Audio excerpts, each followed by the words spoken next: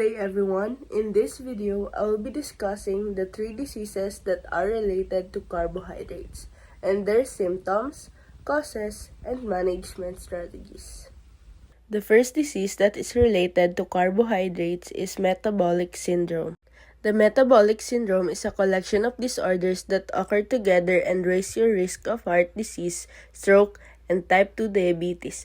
These disorders include excessive blood pressure, diabetes, extra body fat around the waist, and abnormal cholesterol or triglyceride levels. It is a group of interconnected metabolic illness defined by abnormal glucose metabolism and insulin levels, central obesity, moderate dyslipidemia, and hypertension.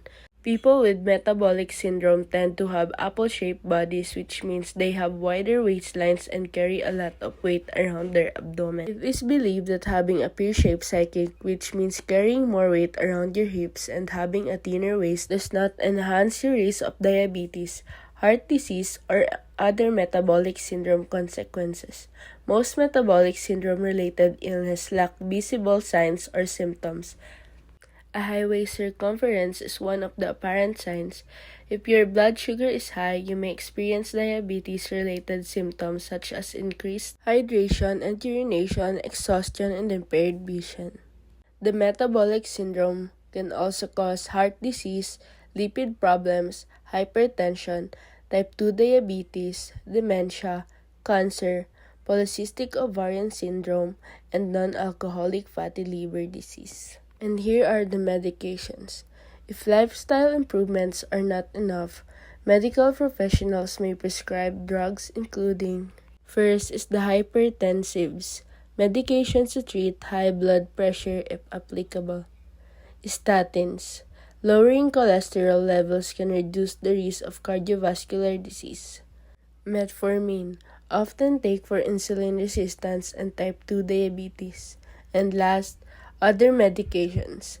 Individual health profiles may require extra medication to address specific components of metabolic syndrome such as insulin synthesizers or lipid-lowering therapies. You have metabolic syndrome or one of its components. Implementing healthy lifestyle adjustments can help you avoid or postpone significant health problems like a heart attack or stroke.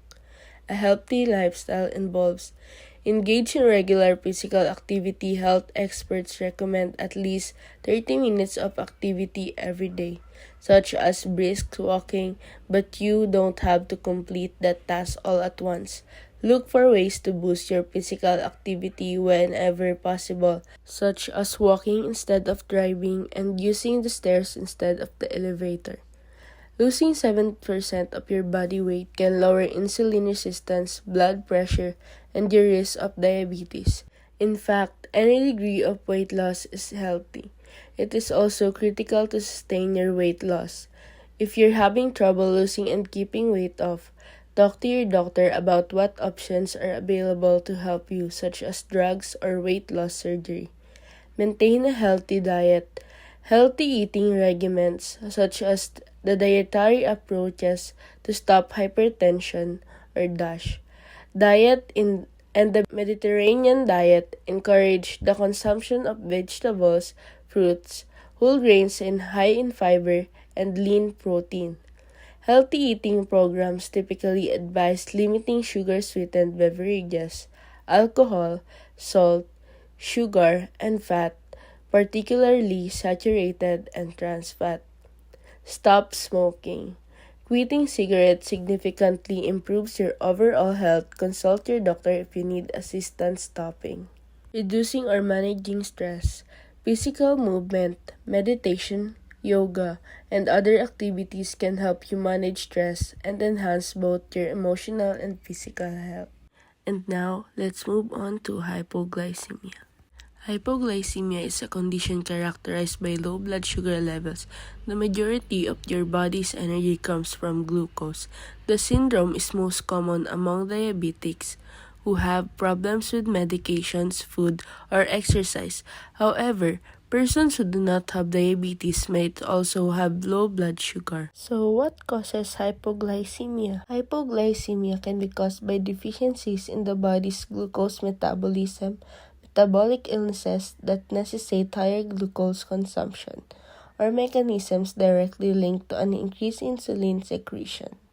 Hypoglycemia, or also called low blood sugar, is a typical symptom of diabetes, but occasionally those without diabetes may also be affected. The fastest way to treat hypoglycemia is to consume carbohydrates.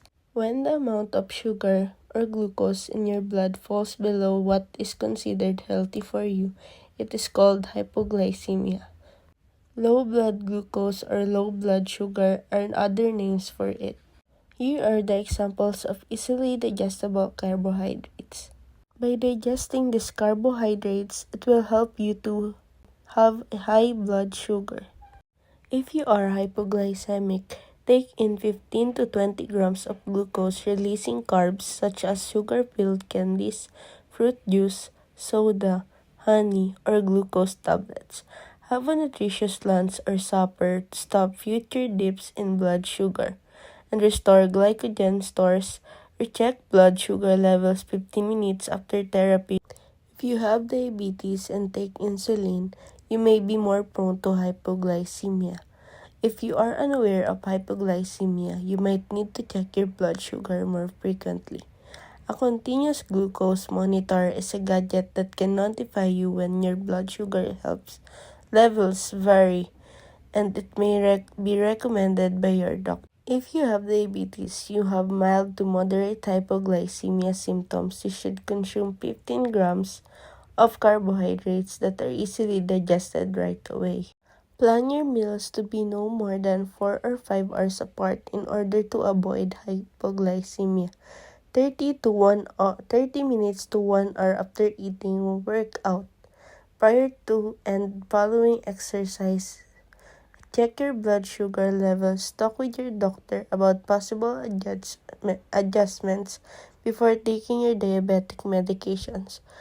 Make sure you check the dosage and insulin again. Here are the common symptoms of hypoglycemia: sweating, pallor or paleness, hunger, fatigue, irritability or anxiety, rapid heart rate, and lack of concentration. If you have these symptoms, you can go to your doctor and have it checked if you have hypoglycemia. And if you have low blood sugar, these are the warning signs: shaky or dizzy, blurry vision, sweaty, weak or tired, upset or nervous, headache, and hungry. For the last disease that is related to carbohydrates, let us move on to lactose intolerance. Lactose intolerance is the most common carbohydrate intolerance caused by insufficient lactase, the enzyme that digests lactose. As humans wean, their lactase activity typically decreases, leading to symptoms after consuming lactose, the primary carbohydrate in milk. Lactose intolerance is primarily caused by a deficiency of the enzyme lactase, which breaks down lactose for absorption. Insufficient lactase leads to undigested lactose in the digestive system, resulting in symptoms like bloating, gas, diarrhea, and stomach cramps. Factors contributing to lactose intolerance include genetic predisposition and certain medical conditions such as celiac disease or chemotherapy. It is important to distinguish lactose intolerance from a milk allergy, as the latter is an immune system response to milk proteins, not a digestive issue. In order to manage the lactose intolerance, you can take lactase products. Available as tablets or drops, contain the enzyme lactase, which break down lactose. This can be taken before consuming milk products or added to milk to help reduce the risk of lactose intolerance symptoms. It is important to consult with a doctor before using these products, as certain individuals, including young children and pregnant or breastfeeding women, may need to avoid them. The lactose tolerance test is to know whether you have lactose intolerance or do not have lactose intolerance. 2 hours before after consuming a liquid high in lactose, blood tests will be conducted to check your glucose levels. If your glucose levels do not increase, it indicates that your body is not effectively digesting and absorbing the lactose. And for the last part, here are the symptoms and what to do when you have lactose intolerance. The symptoms are shortness of breath, nausea or vomiting, flatulence, allergic rash, bloating, abdominal cramps, and diarrhea. Here's what to do. Avoid dairy to reduce irritation and inflammation symptoms. Take enzyme supplements to fix digestive problems.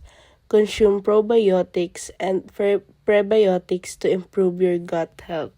And that's all. Thank you for listening.